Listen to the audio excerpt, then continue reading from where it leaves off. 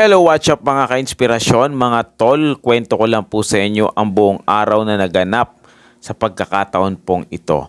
At syempre nakikita nyo po kami dito sa grocery, Pero yan po ay pagkatapos namin mag-withdraw ng atin pong kaunting kinita kay Facebook. Ayan, so meron po kasi tayong bibisitahing isang pamilya na malapit sa ating puso. Ayan, kaya naman eto mga ka-inspirasyon, nag-intro na po tayo dyan dun sa atin pong bibilin. Siyempre, hindi mawawala po dyan ang bigas. At yan, bumili na rin po kami ng mga dilata at biskwit. Naghanap rin po kami ng mga pwede pang matimplang kape. Ayan, at pagkatapos naming makapamili mga ka-inspirasyon, ay agad kami nagtungo dito sa lugar na ito. Ayan, ito na po yung sinasabi ko na pamilya na malapit sa ating puso. Ayan, nagdala po tayo ng kaunting grocery mga ka-inspirasyon. Yun, kung mapapansin po, medyo stroke na rin po kasi ang kalagayan nitong atin pong kapamilya at ka-inspirasyon. Kaya naman eto, nagkakwento tayo at syempre kahit papano ay makapag-abot po tayo ng kaunting tulong.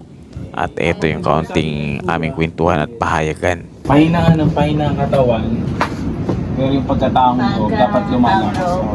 Kasi sa totoo naman talaga, mawawala eh. Yung ikaw, hindi naman ito eh. Hindi nasa loob. Kaya nga minsan, gusto mong tumalon, kaya lang hindi ka makatalon dahil dun sa itong tahanan. Itong tahanan na to, iiwan natin. Talagang maano tayo. Mamamatay talaga ang tao. Pero maganda, habang buhay pa tayo, makapagpatuloy tayo dun sa aral na ating natutunan. So, yun. At eto mga tol, pagkatapos nating manggaling doon sa isang pamilya, dito naman po tayo nagtungo sa Linang. Isa pa rin pamilya ang ating pinuntahan mga ka-inspirasyon na malapit din sa ating puso syempre. At eto, kasalukuyan po tayong naglalakbay dyan. Merong mga putik-putik pa dyan sa ating dinaanan mga ka-inspirasyon. At eto na nangyari pagdating po namin. Ayan, nagkatay po kami ng manok mga ka-inspirasyon.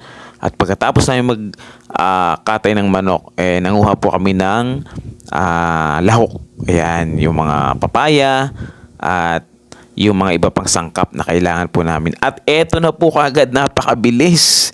Talagang eto na ang tinulang manok namin po talagang inihintay mga ka-inspirasyon. At syempre inabot po tayo ng gabi dyan. Pagkakain po natin, ito yung uwian na po namin. Talagang ang gabi. Maraming salamat po sa inyo pong panonood. God bless.